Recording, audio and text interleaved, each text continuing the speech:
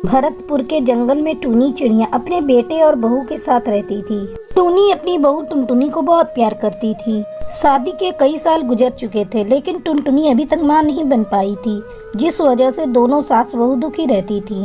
एक दिन टूनी चिड़िया अपनी बहू से कहती है, बहू, तेरी शादी को कई साल गुजर गए, लेकिन अभी तक तुझे कोई बच्चा नहीं हुआ। चल, आज मैं तेरा किसी लेडी डॉक्टर से चेकअप करा देती हूँ। शायद कोई छोटी मोटी दिक्कत होगी, वो दूर हो जाएगी। टूनी चिड़िया अपनी बहू को लेकर डॉक्टर कल्पना के पास जाती है और उसका चेकअप कराती है। बड़े दुख के साथ कहना पड़ रहा है कि आपकी बहू कभी मां नहीं बन पाएंगी। जब ये बात टुनटुनी सुनती है तो वो फूट फूट कर रोने लगती है। माँ जी, अब जीकर मैं क्या करूँगी? एक औरत के लिए माँ बनना सबसे बड़ा सुख होता है, और भगवान ने वही मुझसे छीन लिया। आप घर जाइए और अपने बेटे की दूसरी शादी कर दीजिए। इतना कहकर टुनटुनी वहाँ से जाने लगती है। अरे बहू, सुन तो, कहाँ जा रही है? पहले घर चल, आराम से सोचेंगे आगे क्या करना है। नहीं माँ जी, मैं आपकी कोई बात नहीं सुनूंगी।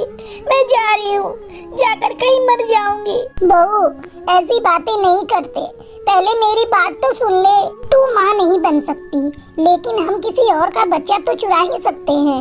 ये सुनकर टुनटुनी रुक जाती है। बहू, बस हमें रात होने तक का इंतजार करना होगा।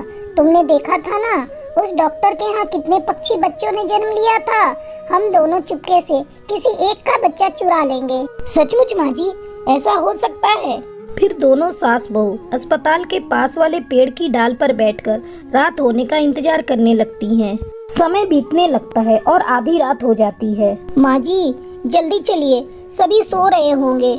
सुबह होने से पहले बच्चा चुराकर घर भी हमें पहुँचना है। दोनों सास बहू चुपके से अस्पताल के अंदर घुस जाती हैं। वहाँ पालने में बहुत सारे पक्षियों के बच्चे सो रहे थे। टुनटुनी चुपके से एक बच्ची को उठाकर अस्पताल के बाहर निकल आती है।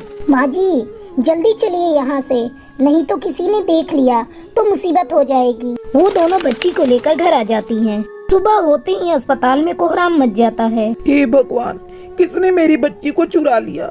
मेरी बच्ची ने किसी का क्या बिगाड़ा था? कई दिन बीत जाते हैं, बच्ची का कोई पता नहीं चलता। अस्पताल से बच्चा चोरी होने की खबर पूरे जंगल में फैल जाती है। अरे टूनी चिड़िया, तुमने सुना? अब अस्पताल से भी बच्चे चोरी होने लगे। तभी चमेली कौवी को टूनी के घर से बच्चे की आवाज सुनाई देती है। टूनी, तेरी बहू कब माँ बन गई? तूने तो किसी को अभी तक बताया ही नहीं। कहीं ऐसा तो नहीं कि तुम लोगों ने ही अस्पताल से बच्चा चुराया हो? मैं अभी जाकर सभी को बताती हूँ। चमेली बहन, ऐसा मत करो, नहीं तो सारे पक्षी इकट्ठा हो जाएंगे और हमें पकड़कर पुलिस में दे देंगे। तुम दोनों सास बहू ने ये अच्छा नहीं किया। एक बच्चे को उसकी माँ से अलग किया है तुमने। तुम्हें तो इसकी सजा मिलनी ही चाहिए। जल्दी ही ये खबर उस बच्ची की माँ तक पहुँच जाती है। वो रोती रोती टुनटुनी के घर आ जाती है। कहाँ है मेरी बच्ची? लाओ, मेरी बच्ची मुझे दो। तुम्हें शर्म नहीं आती एक बच्चे को चोरी करते? बहन, हमें माफ कर दो, मेरी बहू माँ नहीं बन सकती, इसीलिए हमने तुम्हारी बच्ची चुराई। आगे से हम ऐसा कभी नहीं करेंगे। वो चिड़िया अपनी बच्ची लेकर वहाँ से जाने लगती है, लेकिन वो बच्ची रोने लगती है। टुनटुनी बहन, मेरी बच्ची तो मेरे साथ जा ही नहीं रही है। ऐसा करो, इसे तुम ही रख लो, तुम ही इसकी माँ हो।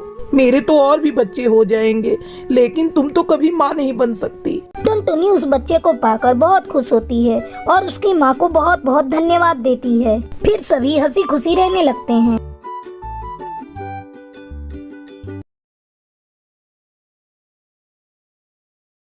भरतपुर के जंगल में टूनी चिड़िया अपनी बेटी टुनटुनी के साथ रहती थी। बारिश का मौसम शुरू हो गया था।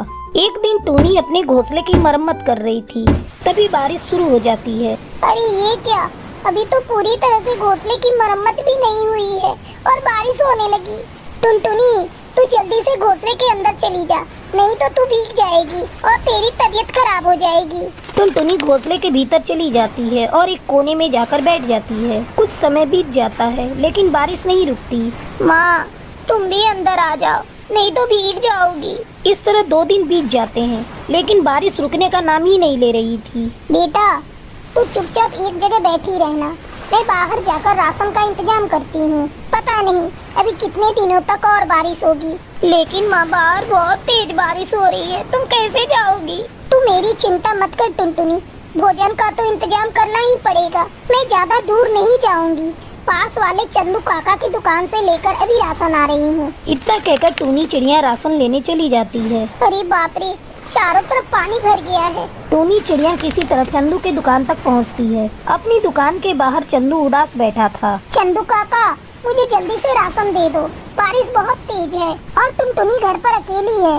तुझे दिख नहीं रहा मेरा खाली दुकान? मेरा सारा राशन पानी में बह गया। थोड़ी बहुत बची है, वो मैंने अपने खाने के लिए रखा है। टूनी निराश मन से खाली हाथ वापस घर लौटाती है। मम्मी, भूख लगी है, पेट दर्द कर रहा है, मुझे कुछ भी खाने को दो। हाय रे मेरी बच्ची, मुझसे तो तेरा रोना देखा नहीं जा रहा है। हे भगवान, मेरी बेटी भूख से तड़प रही है। इस बारिश में मैं अपनी बेटी के लिए कहाँ से भोजन की व्यवस्था करूँ? तभी उसके घोंसले के बाहर मीठी तोती आती है। टूनी, अरे ओ टूनी, ये ले, कुछ भुट्टे मैं तेरे और तेरी बेटी के लिए लेकर आई हूँ। ये भुट्टे तू कहाँ से लेकर आई मीठी? ये भुट्टे मैं अपने खेत से तोड़ कर ला रही हूँ। तुम्हारा बहुत बहुत धन्यवाद मीठी तोती, जो तुमने हमारे बारे में इतना सोचा। फिर दोनों माँ बेटी भरपेट भुट्टा खाती हैं और सो जाती हैं। अचानक आधी रात को टूनी चिड़िया का घोंसला टूट जाता है और दोनों माँ बेटी पानी में गिरकर बहने लगती हैं। बचाओ, बचाओ, कोई तो हमें बचाओ, नहीं तो हम लोग डूब जाएंगे। किसी तरह उसके पड़ोसी उसे बचाते हैं और अपने घोंसले के अंदर ले जाते हैं। क्या बताऊं चंपा बहन, मैं अपने घोंसले की मरम्मत सही समय पर नहीं कर पाई, इसलिए इस बारिश में मेरा घोंसला टूट गया। अगर आज आपने नहीं बचाया होता तो हम लोग तो मर ही गए होते। ऐसा मत कहो टूनी, बचाने वाला तो ऊपर वाला होता है। मेरी बहू को लेबर पेन हो रहा था, इसीलिए मैं उसकी देखभाल कर रही थी। तभी तुम लोगों के चिल्लाने की आवाज हुई और मैं दौड़ कर गई। रुको, मैं तुम दोनों के लिए चाय बनाती हूँ। चंपा कौवी उन दोनों को चाय बनाकर देती है। थोड़ी देर बाद चंपा कौवी की बहू अंडा देती है। फिर सभी सो जाते हैं। बारिश थमने का नाम नहीं ले रही थी। कई दिन बीत जाते हैं। धीरे धीरे बाढ़ का पानी चंपा कौवी के घोंसले में घुस जाता है और उसमें उसकी बहू का अंडा बहने लगता है। माँ जी, जल्दी उठिए, वो देखिए, मेरा अंडा बाढ़ में बह रहा है। क्या हुआ बहू, तू क्यों चिल्ला रही है? बहू तुम मत रो, मैं अभी तेरे अंडे को ढूंढ कर लाती हूँ। चंपा बहन, जल्दी चलो, अभी अंडा ज्यादा दूर बहकर गया नहीं होगा। टूनी चिड़िया चंपा कौवी के साथ अंडे को ढूंढने के लिए जाती है। अभी वो थोड़ी दूर ही गई थी कि उसे अंडा दिखाई दे देता है। वो जल्दी से अंडे को उठाती है और घर लेकर आती है। ये ले बुलबुल बहू तेरा अंडा। अपने अंडे को सही सलामत देखकर बुलबुल चिड़िया खुश हो जाती है। थोड़े दिनों बाद बारिश रुक जाती है। फिर टूनी चिड़िया अपना नया घोंसला बनाकर टुनटुनी के साथ खुशी खुशी रहने लगती।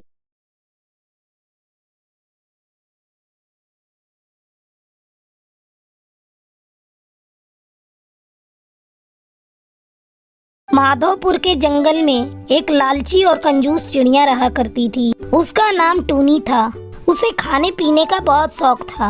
एक दिन वो भोजन की तलाश में जा रही थी। तभी उसकी नजर कालू कौवे पर पड़ती है। वो पकौड़े बेच रहा था। टूनी चिड़िया तुरंत कालू कौवे के पास पहुंच जाती है। अरे ओ कालू भैया, क्या कर रहे हो? तुम्हें दिख नहीं रहा?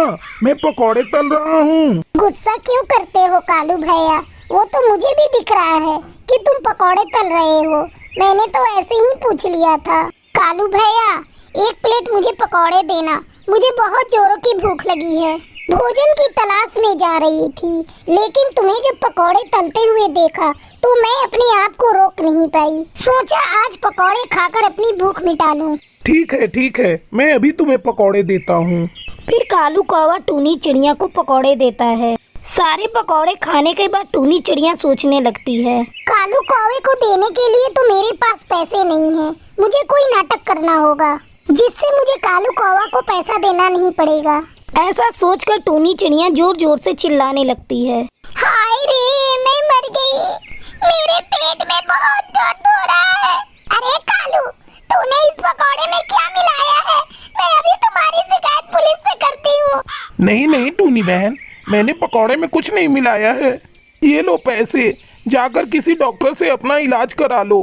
पैसे लेकर टूनी चिड़िया खुशी खुशी घर लौट आती है। घर आकर वो अपनी बहू टुनटुनी चिड़िया से कहती है, बहू, आज मैंने कालू कौवे को चूना लगा दिया। माँ जी, आप ये सब ठीक नहीं कर रही हैं। रोज किसी न किसी की दुकान पर जाकर फ्री में खाती हैं। ये अच्छी बात नहीं। अगर आपके साथ कोई ऐसा करेगा तो आपको कैसा लगेगा? अरे ओ ज्ञान की देवी, अब ये ज्ञान देना छोड़ और जा जाकर अपना काम कर। मेरा पेट तो भर चुका है, मैं तो चली आराम करने। टुनटुनी एक पढ़ी लिखी चिड़िया थी। उसे अपनी सास की आदत बिल्कुल अच्छी नहीं लगती थी। वो अपनी सास को समझाने का बहुत प्रयास करती, लेकिन उसकी सास समझने को तैयार ही नहीं थी। एक दिन की बात है, टूनी चिड़िया की सहेली चिंकी तोती उसके घर आती है और उससे कहती है, टूनी ये ले फल और मिठाइयाँ। मेरे बेटे ने एक विदेशी चिड़िया से शादी कर ली है और कभी मौका मिलेगा तो मेरी बहू से मिलने जरूर आना। अब मैं चलती हूँ, मेरे घर पर बहुत सारे काम पड़े हैं। इतना कहकर चिंकी तोती वहाँ से चली जाती है। चिंकी तोती के जाने के बाद टूनी चिड़िया फल और मिठाइयों को खाने लगती है। थोड़ी ही देर में वो सारे फल और मिठाइयों को खा लेती है। ये फल और मिठाइयाँ तो बहुत ही स्वादिष्ट थे। इस तरह 2 दिन गुजर जाते हैं। अचानक एक दिन आधी रात को टूनी चिड़िया जोर जोर से चिल्लाने लगती है, अरे बहू, मेरे पेट में बहुत जोर से दर्द हो रहा है। तू मुझे किसी डॉक्टर के पास ले चल, नहीं तो मैं मर जाऊंगी। उसके रोने की आवाज सुनकर टुनटुनी चिड़िया उसके पास आती है और कहती है, अरे माँ जी, ये आपका घर है, आप यहाँ नाटक क्यों कर रही हैं? करम चली, मैं दर्द से मरी जा रही हूँ और तुझे ये सब नाटक लग रहा है। तभी टुनटुनी देखती है कि उसकी सास के पेट से एक बड़ा सा पेड़ निकल आया है। पेड़ देखकर दोनों सास बहू डर जाती हैं। टुनटुनी तुरंत अपनी सास को लेकर डॉक्टर हेमा के पास जाती है। डॉक्टर हेमा टूनी चिड़िया की हालत देखकर टुनटुनी को बताती है, लगता है इन्होंने भोजन के साथ किसी फल का बीज निकल लिया है। तुरंत इनका ऑपरेशन करना होगा।